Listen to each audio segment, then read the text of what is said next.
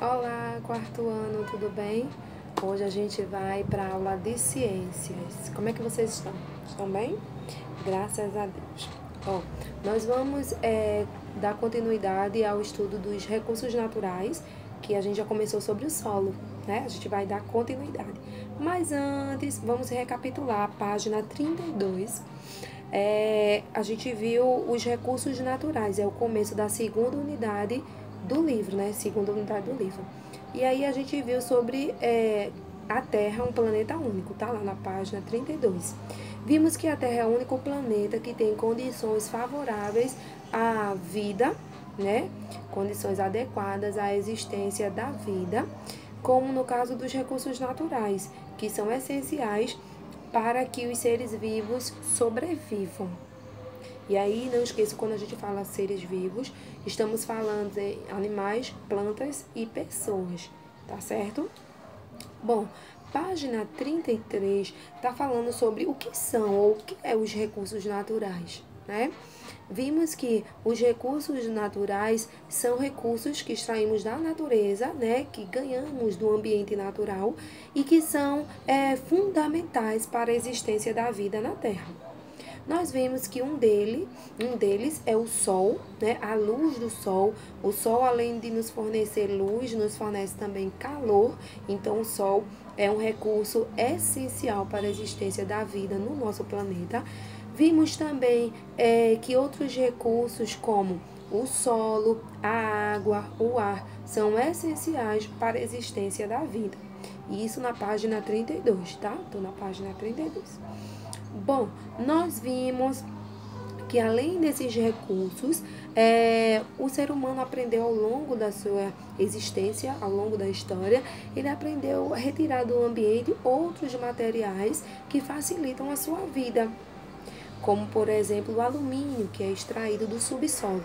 E aí, se você observar o glossário na página 33, vem explicando que subsolo é a camada mais profunda do solo, é a camada de dentro, né, que possui as rochas de onde são extraídos os minerais. Bom, na página 33 ainda, no final, vem falando sobre os recursos renováveis e os não renováveis. Estamos só recapitulando, porque nós já vimos isso, certo? Nós vimos que os recursos renováveis são aqueles que encontramos em grande quantidade na natureza, tá?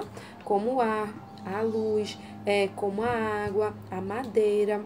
E aí a gente abre um parênteses para relembrar que, embora a água seja um recurso renovável, se não for utilizada de forma consciente, que é isso que há alguns anos as pessoas já vêm tratando, né, vêm alertando os cientistas, os pesquisadores, vêm alertando os seres humanos sobre a utilização consciente da água, que embora seja um recurso renovável, se não for utilizado de maneira correta, consciente, pode chegar um dia que ela deixe de existir, porque a água ela é dividida, esse recurso, em água salgada e água doce.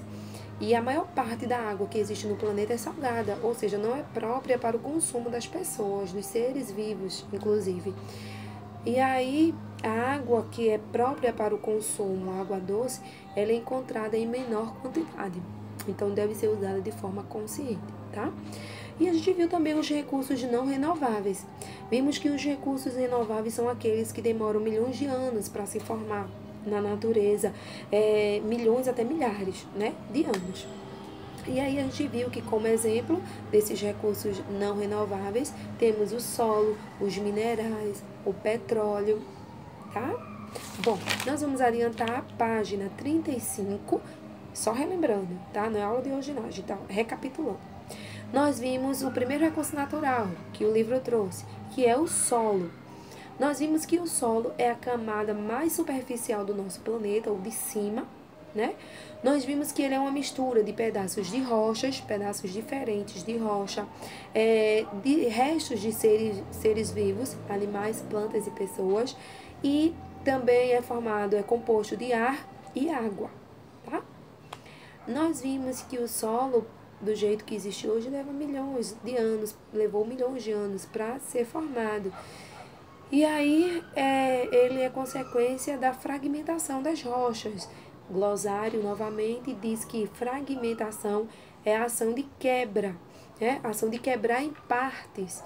Então, quando ele fala em fragmentação das rochas, é que as rochas vão se quebrando.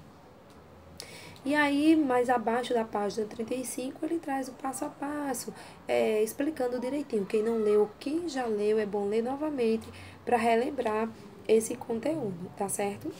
Vamos adiantar.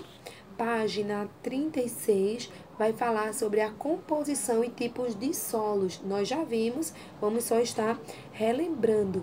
Nós vimos que os principais componentes do solo, como já falei, são os grãos de rochas, né, os fragmentos, os pedaços de rochas. Nós vimos que é composto também de matéria orgânica, o resto de animais, pessoas e plantas, a água e o ar. De acordo com esses grãos de rochas em maior, menor pedaços, esse solo vai ser classificado em três. Vai ter três classificações do solo: arenoso, argiloso e umífero. O solo arenoso, página 36, tá? O solo arenoso é um solo que é muito permeável, ou seja, devido aos grãos ser maiores, ele não absorve a água. E aí faz com que a água passe com maior facilidade entre eles, entre os grãos. E aí, algumas plantas não conseguem sobreviver nesse tipo de solo, já que é um solo que não absorve água. Vimos também o solo argiloso, que seu principal componente é a argila.